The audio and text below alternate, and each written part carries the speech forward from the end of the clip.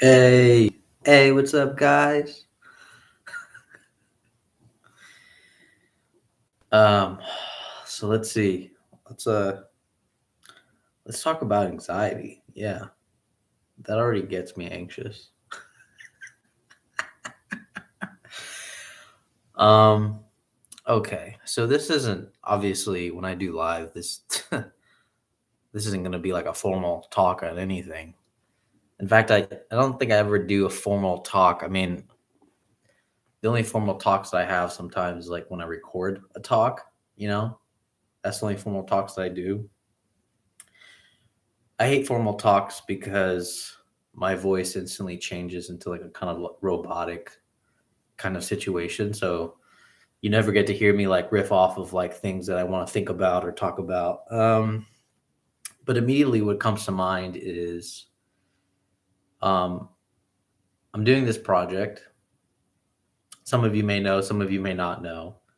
And it's on making a kind of uh, Sam, what's up? You did a whole talk about Young Worth last night. Oh my gosh, you did? Oh man. See, now I'm upset that that I missed it. Um, but yeah, I'm planning a course for anxiety. And my overall vision of this course on anxiety is not so one of the biggest things I'm like that always troubles me with now that I'm in school is everybody wants answers. Okay, everybody wants just these answers. But my overall vision for this course on anxiety is for us to not have answers. In fact, for me, this would be the most ironic play on anxiety, in its kind of like own revealing, and its moments, because it seems like everybody just wants the answer to this question: what is anxiety? Um, But anyways, I've done a little bit. I've started to do some research, and I've like briefly read some articles like comparing Heidegger, and then um, Tillich is a big part of the conversation because apparently I didn't know this, but apparently Courage to Be was a response to Being in Time by Tillich. So I didn't know that. I didn't know Tillich's Courage to Be was literally a response to Being in Time from Heidegger. Sam's like, not have answers? That is anxiety. Yeah, exactly. Um, and then apparently in the course of kind of just, again, I've just been like doing cursory glancing.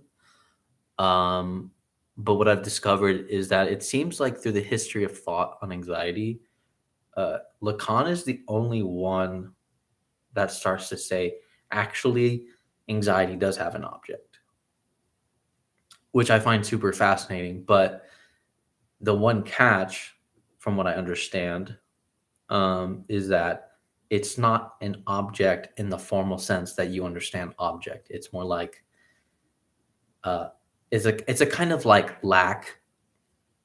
It's a kind of lack that is object, basically, which he calls the objet a.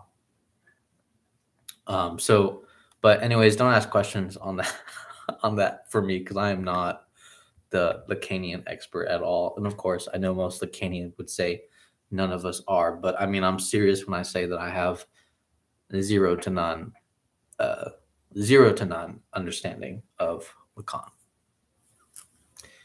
Clearly.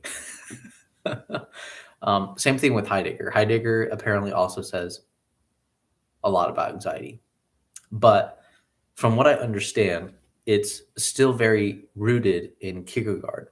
So Kierkegaard seems to be um, one of the main grounding figures, from what I understand, to really start talking about anxiety.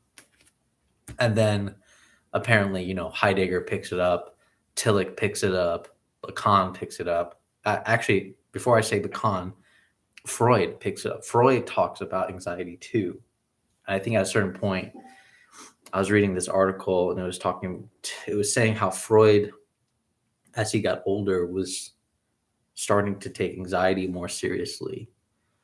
I think the speculation kind of rooted around like World War II and his concerns. But anyways, again, it seems like most of the conversation around anxiety is that anxiety has no object.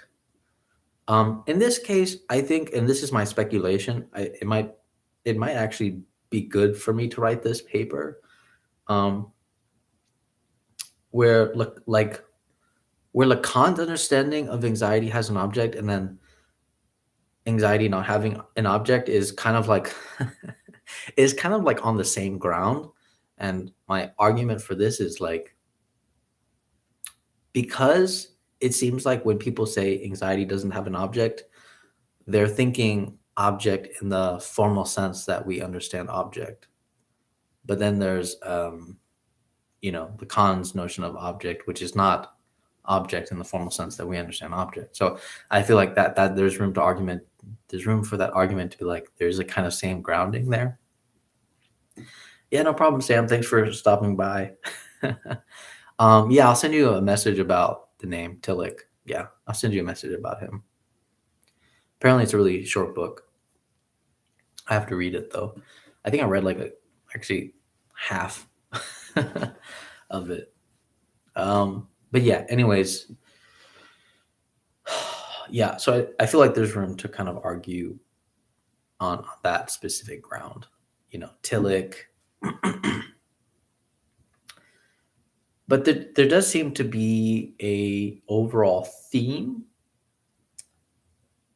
if I'm granted that, an overall theme on anxiety. And it seems, honestly, it does seem by virtue of comparison. I'm going to say comparison because Kierkegaard talks about this. And it's such a simple concept. But the more that I kind of read into a little bit of Heidegger, and actually Foucault says something also fascinating. Okay, so what's interesting about anxiety is that anxiety itself, like just talking about anxiety itself, can't help but go into topics about possibilities, death, meaninglessness, choices. I mean, you name it. Needs, desires. I mean, desire, oh my God, yeah. Desire is like the biggest conversation point for anxiety, because not only do you have to ask, okay, so what is anxiety? You have to ask, okay, what is it about my desire that makes me anxious? Because clearly you are desiring something. You are wanting something. And if it's and this is the interesting thing too, if by desire we are fundamentally anxious because of desire, that means we are desiring beings, however you want to order it. Either we're anxious beings that desire, or desiring beings that become anxious. To me, I don't really care about the ordering of that, but essentially how they are inextricable from each other. So the conversation has to be about desire. And it seems like asking this question on anxiety seems like asking, what is the human, what is being human? What is being human? And what's fascinating about this topic in general, because there's a lot of anxiety right now, ironically, concerning AI, right? AI has been such a big concern and conversation lately ever since, Chat GPT kind of wanted to scare everybody. The big monolithic tech companies got really scared, started paying their pants. Um, and so did any other ruling discourse. Any other ruling discourse wanted to uh, keep up and keep up with it.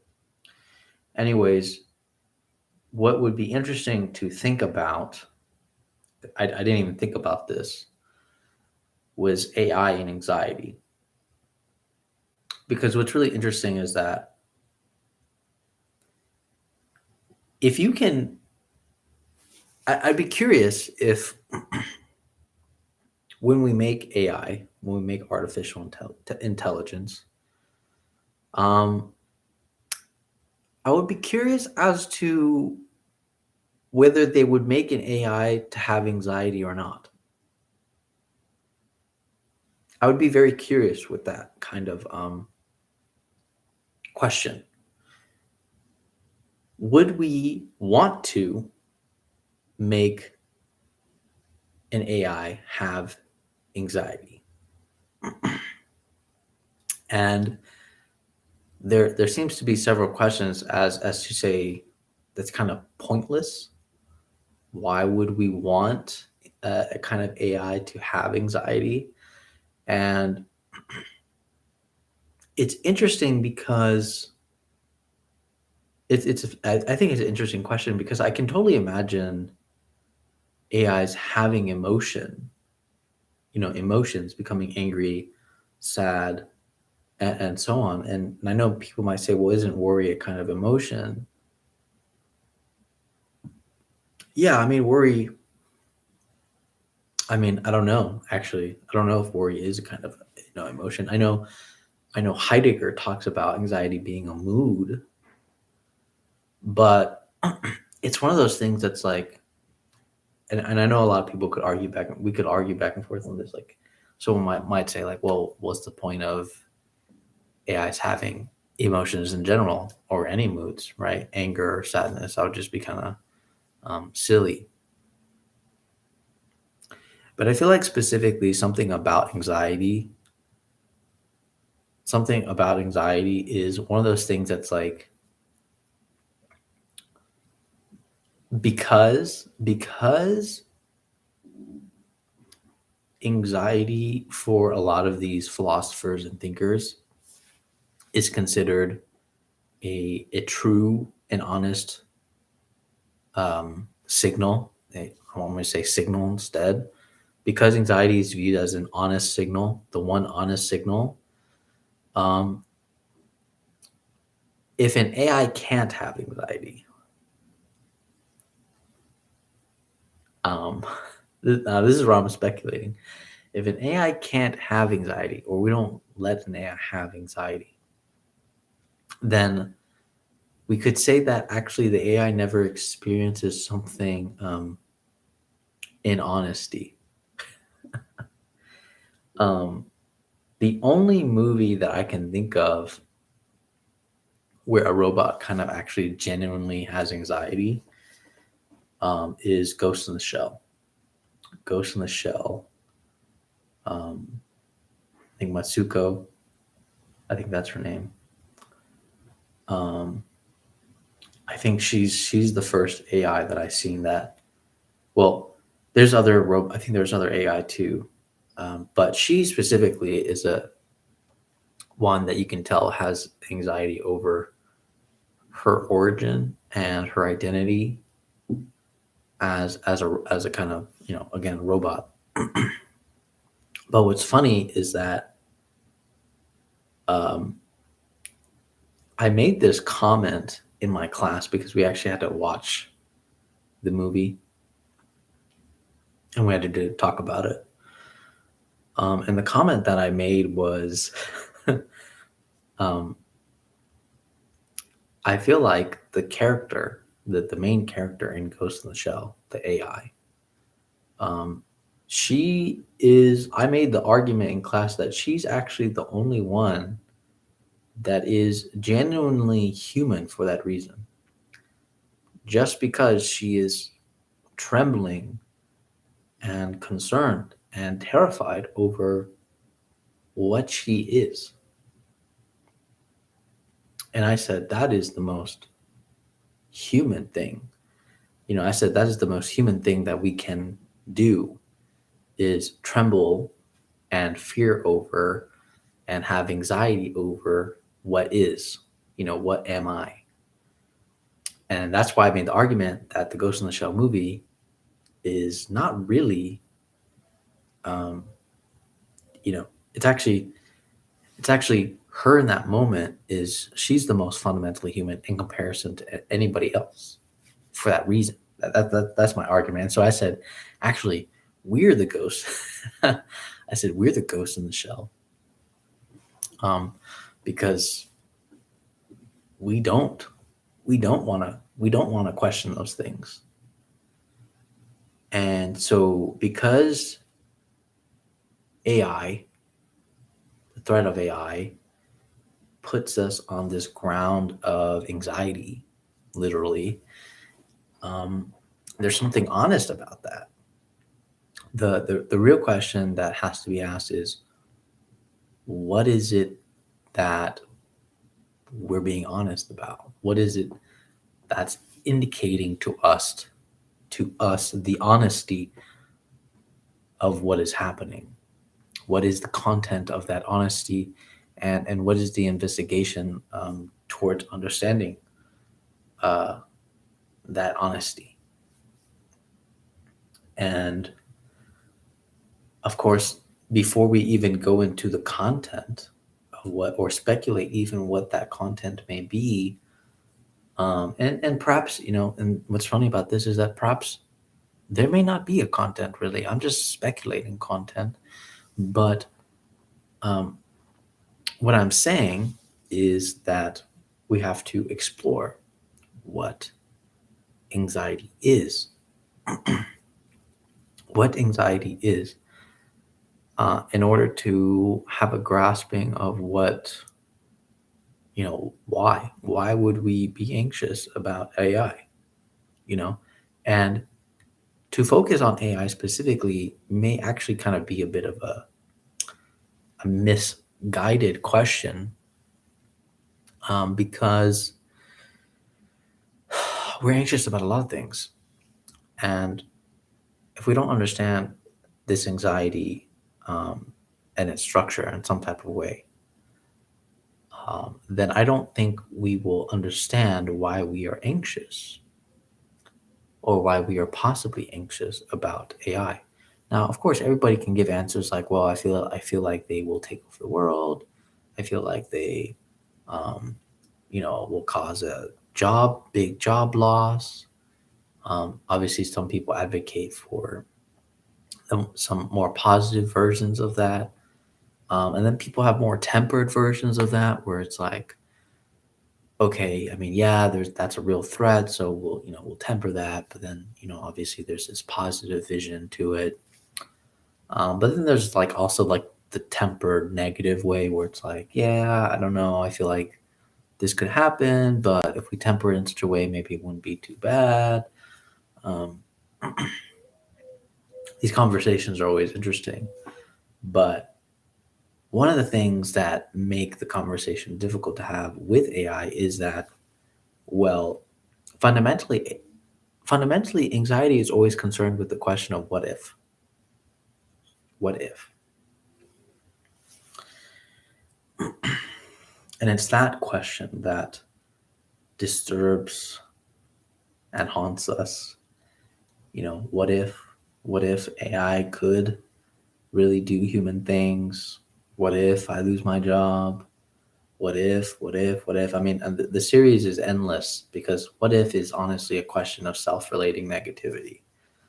There is no end to what if. You can literally what if yourself to death if you want to, and that's sort of the problem,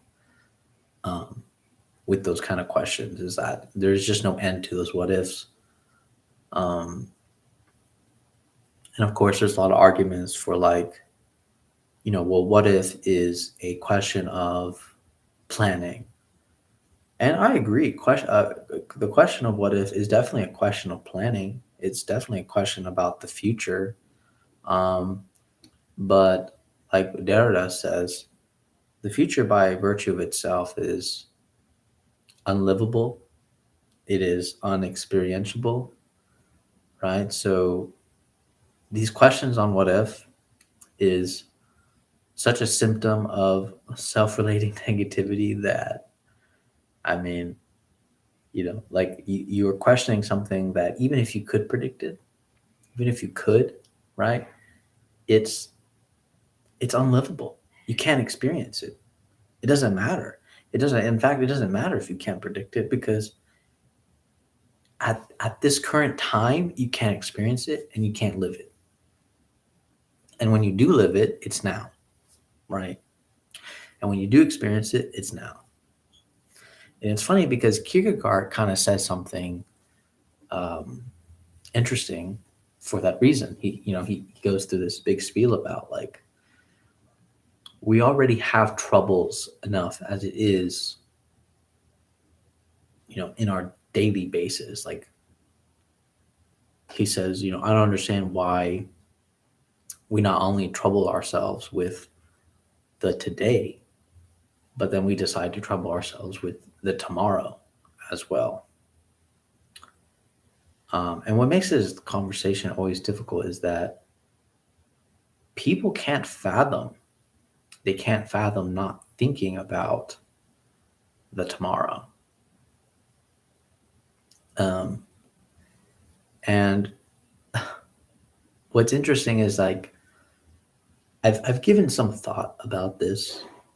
I've given some thought about this um, because I've tried to reconcile this exact rebuttal, right? This exact rebuttal about it's impossible not to think about tomorrow. And I think we're right on that um, kind of question. I think we're right about that it's impossible to not think about tomorrow. But Kierkegaard says something interesting, and it's on the topic of eating.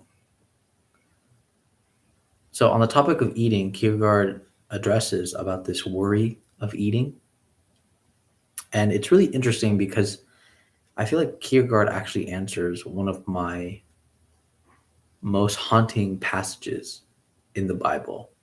One of the most haunting passages in the Bible, actually, for me, is the passages of "Don't worry." I forget what passage it is, but it's basically like, don't worry about your clothing. Like, don't worry about, getting clothes. Don't worry about eating. I will provide all that stuff for you, right? And when I read that verse every time, I'm just like, I'm kind of like, what the fuck? Like, how can you not worry about that? How can you not like, and even if you try to not worry about that, other people are going to make you worry about that, you know, just by virtue of them worrying, either them worrying about themselves or worrying about you. And so there's always this difficulty with, this kind of conversation. But anyways, Kierkegaard actually has a very interesting response to this. And I'll just briefly read like the two lines. He says, thus, it is a perfection to be able to worry about what to eat precisely in order to overcome such fear. So, going back to what I said before about I felt that it's impossible to not think about tomorrow. Um, I feel like this specific line from Kierkegaard sheds light on the fact that yes, we're gonna think about tomorrow. We're gonna, thinking about tomorrow is gonna come, and that's gonna be a fear, right? That's gonna be a worry. But it's precisely for that reason, right? It's precisely for that reason that I think Kierkegaard is advocating for overcoming that fear. facing that fear. Um, and I think one of the things I think about, like how would you grapple with that? Because obviously people talk about like, well, I have to plan. I have to, you know, I think that the connotation on planning is like, I'm going to overcome my fear by planning. Um, but that is not really, that's not what it is. Like, I don't think, like, planning seems to be a sort of pathological response to not making that fear come true. um, so in that sense, you're not really facing your fear. You're sort of preventing it. You're preventing it as such, or trying to prevent it. I don't know if you've ever seen people that plan so much that when it goes wrong, when the plan goes wrong, they literally like break down, have a panic attack, can't breathe because literally the plan, everything went wrong. Like they couldn't have even anticipated specific elements of the plan that typically should have worked, typically work on a daily basis, all of a sudden fail. Um, and so this is why I say planning is not a I am being smart and preventing my fears. I am preventing bad things from happening. I think for some reason we have this idea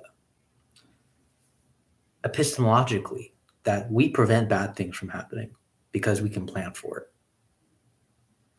For some reason, like I don't understand the logic, but for some reason, but it's like it's such a false logic because it's like, again, you're talking about a future that is virtually unlivable at the moment and unexperienceable. Like you can't experience it. So sure, I'm not going to stop somebody from planning, like I wouldn't stop myself from planning. But I just have to say that doesn't mean that you're facing your fear for tomorrow. Facing your fear for tomorrow, I don't even know what that would look like for people. Um, but my initial speculation is like, it's kind of like, I mean, honestly, this is a very common contemporary phrase, but like, it is what it is. Like, you know, that's how I kind of look at like facing the fear of tomorrow. Like, I mean, whatever happens, happens. I mean, we can plan and we can try to follow that plan, but I'm not going to freak out if the plan doesn't work, you know? Um, and I think it's that element of understanding that there is something unintelligible about planning for the future by virtue of itself that you just sort of have to accept. And I think once you keep accepting that, keep forcing yourself to understand and renew that acceptance, I think we're getting closer to what it means to facing the fear of tomorrow, in my opinion. Um, because I think we we live according to a tomorrow that we try to calculate and predict. And sure, I'm happy that the world is intelligible because of repetition. I am so happy that that is the case. But again, it's that kind of repetition slash difference that kind of fucks us over a little bit because, that's what accumulates in chance and what we would call randomness, things we didn't expect.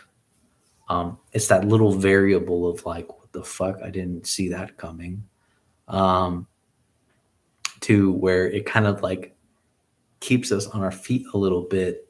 And I think, that's fundamental because we should be kept on our feet a little bit.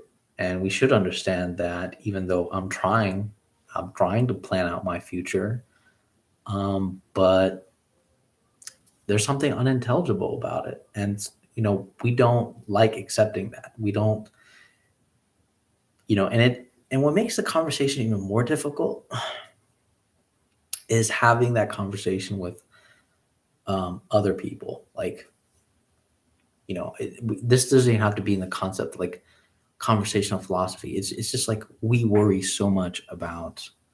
I mean, people worry so much about like, okay, what are you gonna do with your future? What are your plans? What are you gonna do? And if you're not well thought out in this, they're gonna give you anxiety. Um, they're gonna give you worries about, they're gonna share you stories about them not planning and what happened and everything else. And I still don't really know how to situate planning itself, really, because there's elements of it like there's elements that's just like to a certain degree I plan, right? Kind of like if but I think this is where Daniel Garner's kind of distinction between vision and plan is like really helpful. Because his response to vision and plan is that okay, you can plan, you can only plan to like up a certain threshold.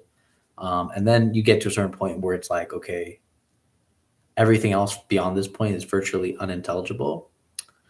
And that's why it's good to have a vision, because if your plan doesn't work per se, like all the details of that plan, you still have like the overall vision.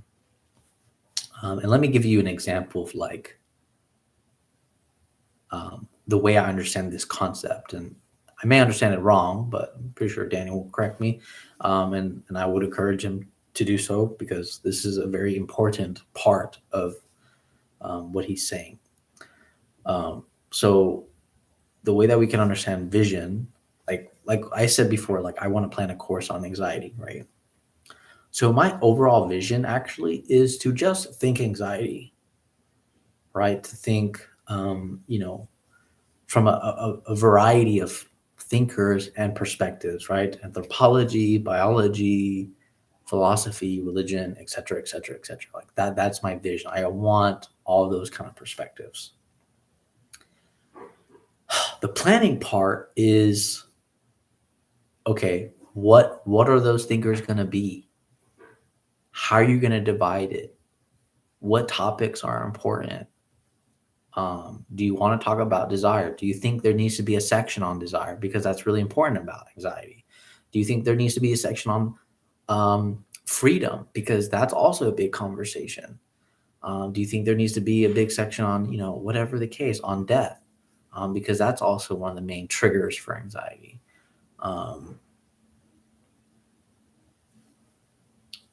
These are questions of planning. I don't know all those questions. Now, I could say, yes, I really want to do desire as a section. I really want to do death as a section. I really want to do freedom as a section, and start kind of compiling thinkers and fields that would kind of like fit in with those themes, and sort of draw like a course line and kind of predict like, okay, maybe this course would be ready by such and such time and everything else. um but here's the part, right? Here's the part that this is why the vision is helpful. um is that fundamentally, even though I'm planning it like this, if it just so happens to not work out that way, right? I stumble upon, I don't know, a specific thinker, or I stumble upon an idea that's like, you know what, maybe maybe I want to do maybe I just want to do Lacan's entire seminar on anxiety, right? um Now somebody may say, "Well, yeah, that breaks your plan completely." And then the other response might say like, but doesn't that also break your vision? Well, You see, my vision is not a plan, so it never technically breaks my vision. And you see how instantly we took the vision as a plan. But my vision was to say, what is anxiety? And yeah, it did want to incorporate multiple perspectives, but it doesn't mean that my multiple perspective needed to be in all in one setting. You see? You see right there, we caught ourselves planning, mistaking what was the plan and the vision. The vision is just something like I think Daniel says something like, it's just like you looking far off in the distance, they kind of, um, you have your eyes set on a horizon, right? Whatever that horizon brings, um, you know, yeah, but planning, yeah. I mean, so again, I'm gonna plan, um, but I have a lot of plans for this course, just by virtue that I care about it. Um, but I also understand that it's most likely not going to turn out the way that I have planned for. Um, it's funny because I almost said vision, the way I envisioned it. And I think this is already an interesting phenomenological experience of like, my plan didn't go the way I saw that it should go. So it's like this problem of perception. But what's funny about perception is that the future is such a distance that's like, if I took off my glasses, right, like it's already blurry. So our perception is fogged, it's a blur. We talk about futures as if a lion was immediately within our vicinity. But the thing about perception, planning, future is that the problem of the perception of future is that just like when you think you see something dangerous from a very far distance, you might discover that that lion from a very far distance isn't actually a lion. You may discover that it isn't actually a lion. So there's something very similar to planning that is tantamount to responding to that kind of threat, to that threat that you perceive as such. But hello, attention. Happy for you to stop by. Um, so yeah, planning seems to be a kind of adequate perception of what is perceived as a threat and a response to that threat.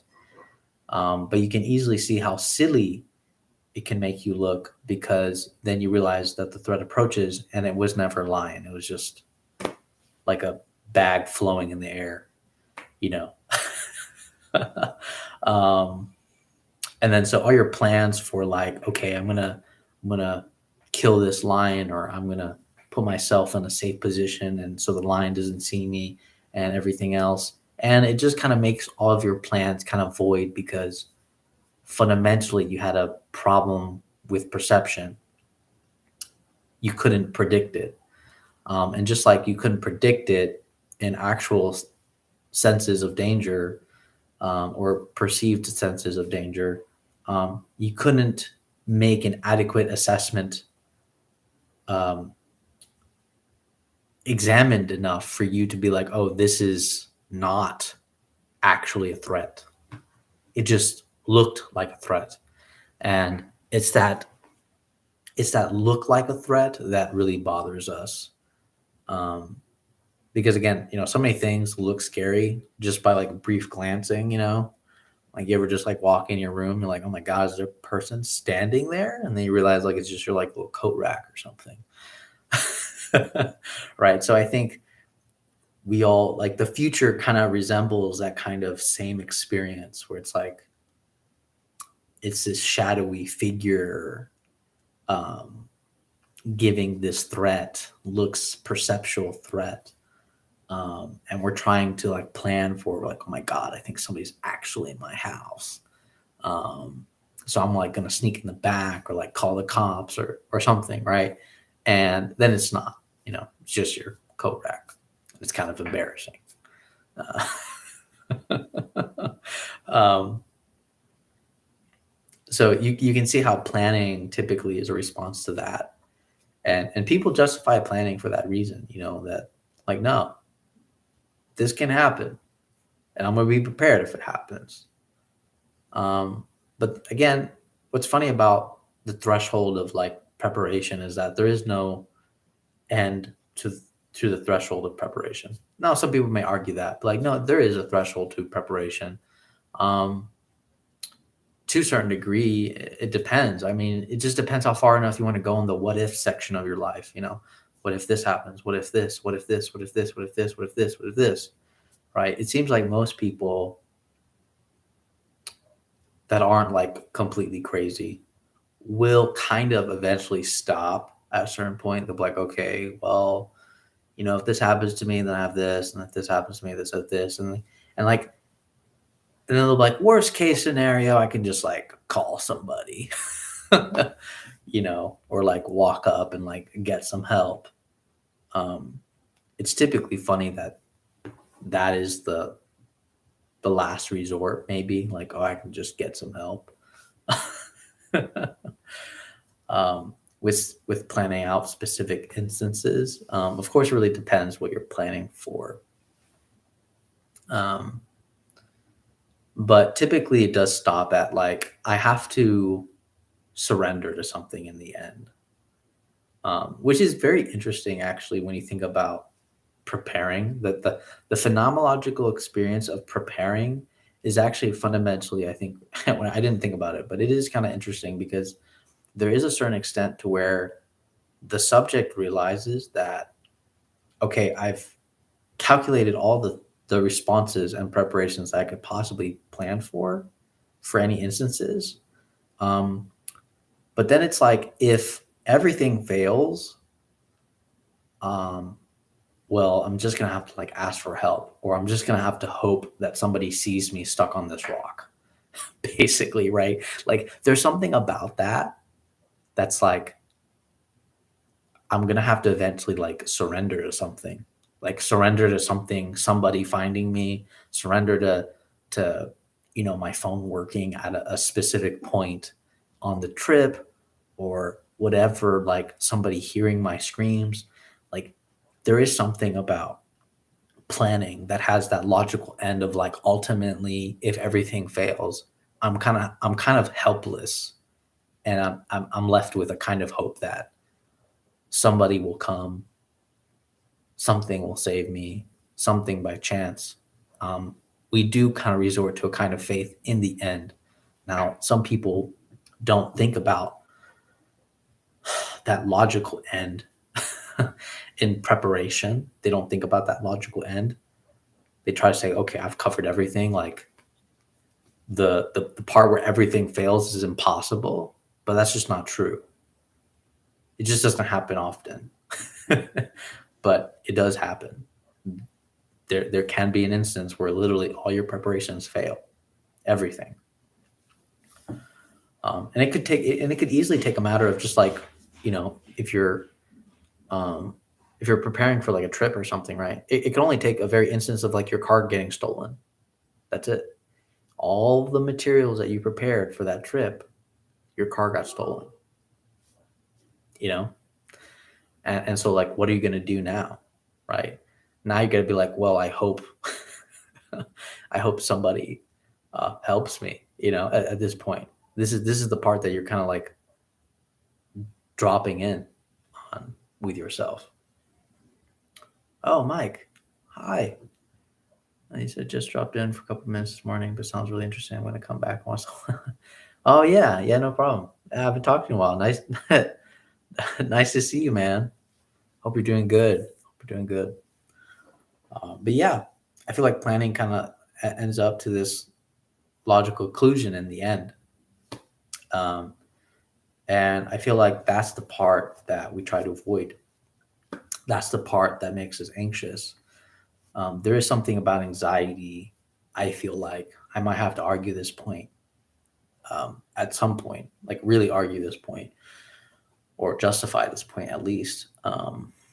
There's something about anxiety, obviously, is centered on this kind of uncertainty, um, centered on the what if of possibilities, and it's ironic that it almost kind of demands, in virtue of itself, a kind of like, I guess, I mean, it really depends like where you want to approach this from. If you want to approach this from a theological notion, um, faith, like it kind of forces like a kind of faith upon you. Um, if not, then um, there's something pathological that may happen to you.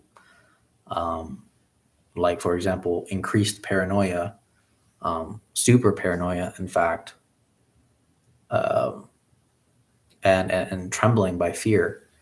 And fear has this thing where it's like, if you don't face it, it can always basically become a self-relating negativity for you,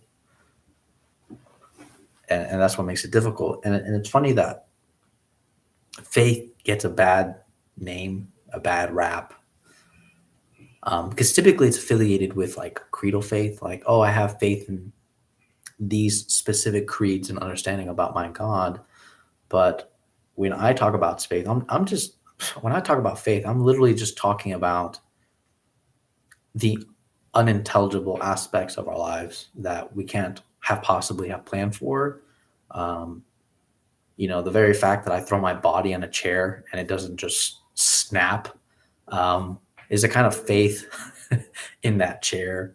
And it's a kind of faith in that chair every day, because ultimately we do know that the chair is decaying. The chair is decaying at a certain rate. Um, we typically just don't think about how fast it is or not decaying, and all of a sudden it snaps, and we fall on our butt, and it's kind of funny and embarrassing at the same time. But it's kind of like, oh snap, I didn't expect the chair, out of all things, to just give way. But see, that's the thing. Everything has a kind of possibility of giving way. The same way you have a chance of tripping on something that you didn't expect to trip on. Obviously the most funny moments is when you trip going up the stairs. You're like, I didn't expect that at all. And yet we walk upstairs all the time, and there's sort of just blind faith in doing so. But it happens, right? And it's funny because we call people clumsy for that. But we're clumsy for not expecting that this is something that happens. This is the unintelligible aspects of, well, what I would call faith in this case. Not any creedal faith, but faith in the fact of like, I could not have possibly calculated how my body interacting with these sort of stairs ultimately led me to tripping on myself, right? Um, because I think we would say that we're relatively confident walkers, confident people of movement, and yet we trip and we fall. We mistake things for threats, and they're not threats, and then we act in such a way, and we embarrass ourselves, and we um, have all these awkward moments with just being in the world. And it's sometimes it's funny, sometimes it's scary, sometimes it's sad, sometimes it's frustrating. um, it's literally a whirlwind of emotions when we are confronting what we did not expect to confront. Something that typically works all of a sudden doesn't work, right? Like, that's a kind of element of faith. Like the very fact that you expect, like the very fact that you expect to open this book and like all the pages aren't sticking is like, yeah, that's a kind of faith.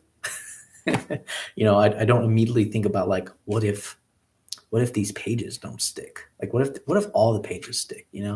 I don't immediately think about that. So you can kind of tell how faith has a kind of, and I don't like this word too much, but faith has like a kind of like functionality to it, where it's like, if you don't have faith, you can't, like, you can't be in the world almost. Because if you were just like super paranoid about every book being possibly like all the pages being stuck together, like that's ultimately what it would be. It would be kind of like paranoia. And so you'd be like ready to, you know, slice open these pages because they're stuck together for every book, because you'd always keep saying to yourself, well, I don't really know if these pages aren't stuck together. So it's so I'm gonna just make sure they're not stuck together. And then you start just going through every book and like making sure that all the pages are not stuck together, to give peace to your anxiety about this impossibility. So it does seem like faith. It's just inevitable, and again, it doesn't have to be any creedal faith. It's just the fact that faith is something centered on the unknown, and there is something about it that's functional. It makes us actually really functional in a real way. It does. Because at this point, you might as well just be in a bubble, you know. I think there's something about that creates phobia, paranoia. I mean, all of the pathological symptoms seems to arise out of that like unwillingness to have faith in something, right? To have some type of just like surrendering to what is, right? We don't have to call this God, but instead of surrendering yourself to the what if, which is paranoia, worry, everything else, surrendering yourself to the what is kind of like, well, I mean, it is what it is. And how to have the courage to faith. And it's funny because faith seems like to have a connotation of like you are not willing to engage with the world. But faith carries this attribute of courage in a way, because fundamentally that's kind of what it is. Like faith either is courage or, you know, I don't want to situate it in some type of ordering, but there is something about faith that is courageous in its nature. Like somebody that has faith is somebody that is having courage in the face of something that by virtue of itself is unintelligible. They could not have predicted it. And maybe they try to predict it, but they fundamentally know, like at the end of the day, it's me and this faith that this plan will work. And that's actually something that I didn't bring up, which is faith in the plan, faith in the plan that the plan will work, which will be an interesting conversation to have, that actually we have more faith in the plan than the plan itself, if that makes any sense. Like we have more faith in this thing, but it's funny because we don't think that the plan carries something unintelligible. So in that sense, there's a kind of unfaith in the plan, which is ironic, isn't it? There's a kind of unfaith in the plan. Let me see. Attention. Faith is impossible to avoid. Denying it almost seems contradictory, as the denial would then be in confidence. Yes. Yes, it would. Yes, it would. Yeah. I think the term functionality works very well. Yes, thank you. Yeah, no, I agree. It's just so funny because it's like people that plan, right? If you didn't have faith in that plan to some degree, and I know people would argue, no, I don't have faith in that plan, but it's like you do have a kind of faith in that plan because there is something unintelligible about it, and it's by virtue of its unintelligibility that you decided to literally plan. You decided to literally place things to guard against it, and you just have sort of faith that it will work by virtue of itself. But there's always that haunting possibility that it fails. And so I think most people that do plan kind of know secretly that there's an element of it that's like, yeah, I could fail. And so it's that very element of like, yeah, I could fail, that they have faith in the plan.